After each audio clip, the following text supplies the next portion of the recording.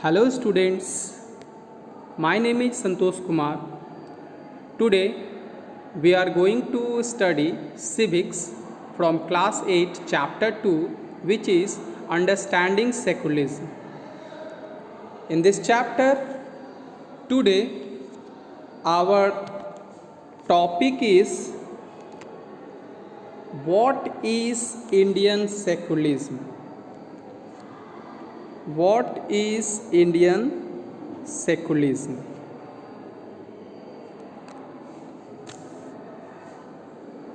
Students, you know very well, India is secular country. To be secular state, the following objective must be ensured. Number 1,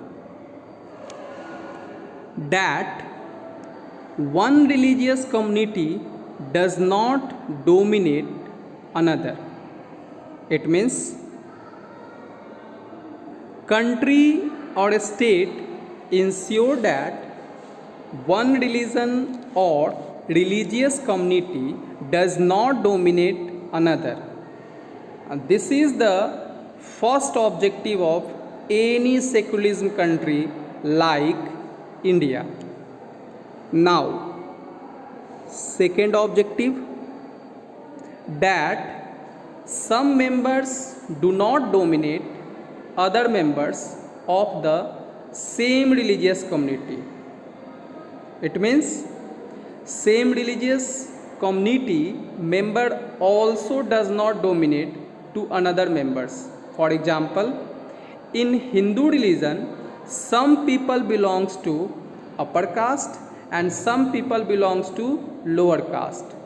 Then upper caste people have not power to dominate lower caste people. Now, third objectives, that the state does not enforce any particular religion nor take away the religious freedom of individuals. It means government or states have not power to force any person or people for follow of particular religion.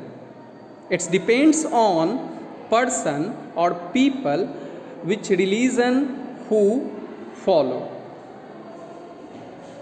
Now, Indian government work in a various ways to prevent the above domination or to achieve its secular objective. For achievement of secular objectives, Indian governments adopted three strategies. Number 1, a strategy of distancing itself from religion. In this sentence, itself means state. That means a strategy of distancing state from religion. Okay, so it means state have responsibility to maintain equal distance from all religion. Government space like law courts, police station, government schools and offices are not supposed to display or promote any one religion. Okay. Now we will try to understand this strategy with the help of story. In a government school at Simapur,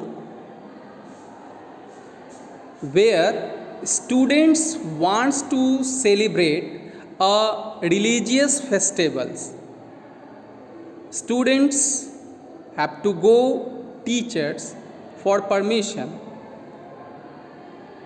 Teacher give reply, I am afraid that is not possible, Rekha.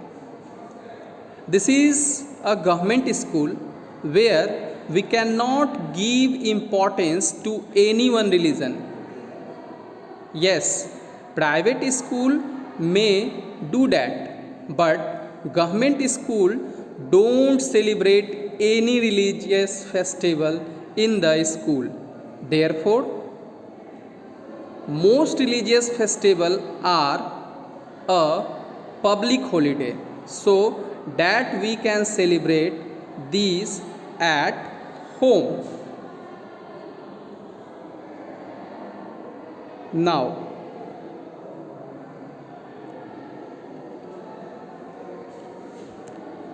the second strategy, it means government second strategy of non-interference.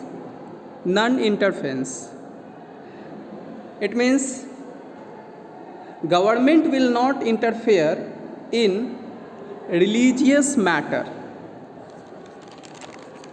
like which type of religious flag you will make, which type of symbol and color you will apply, how to pray God and Goddess, etc. But only one condition apply, that is you don't disturb law and order. In another way,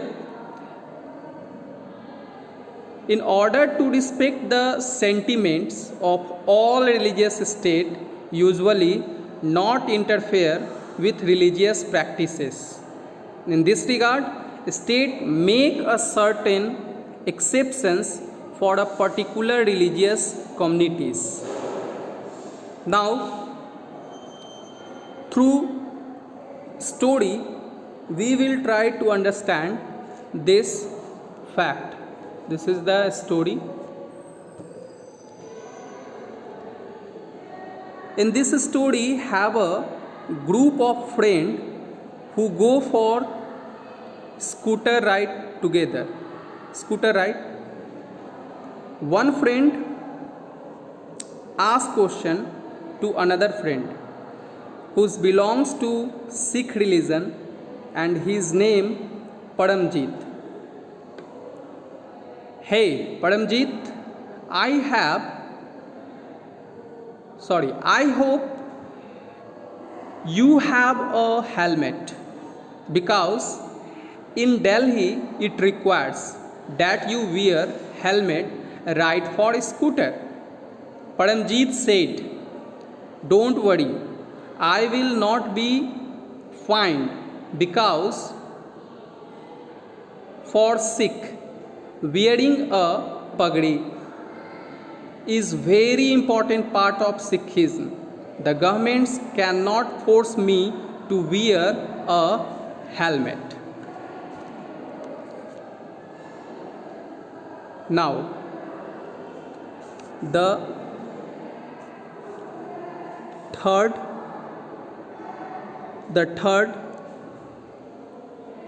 strategy of intervention. Intervention means interfere. Okay. Can I do anything in the name of religious practices and government will not interfere? For example, sacrifice human being in the name of religion. No. This is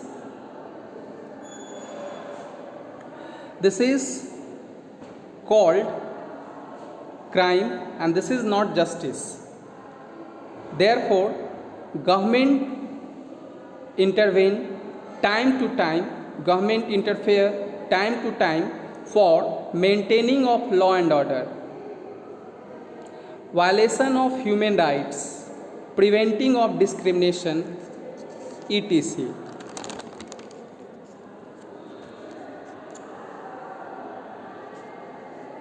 Now, we can also relate this with the practice of untouchability. In our Hindu religion, upper caste Hindu dominate lower caste Hindus. So, Indian constitution bans untouchability. In this way, state adopts the strategy of intervention. Now, intervention of the state do not work in only negative way. Sometimes also it's promote in positive way.